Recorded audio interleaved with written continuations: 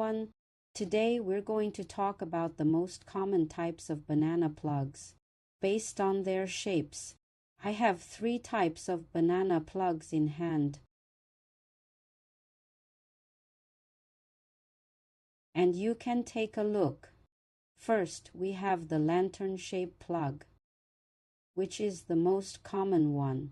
Its spring clip curves into a small lantern shape, making it smooth and easy to insert and remove.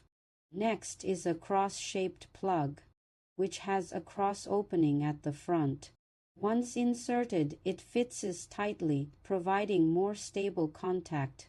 Lastly, we have the coil-shaped plug, which we'll cover in a separate video to explain its specific usage. Today, we'll mainly focus on the lantern flower banana plug. The spring clip and the main body of this plug are made from different materials. The main body is made of brass, while the spring clip is made of beryllium copper, as beryllium copper offers superior hardness, wear resistance and corrosion resistance, ensuring the plug remains durable and functional over time.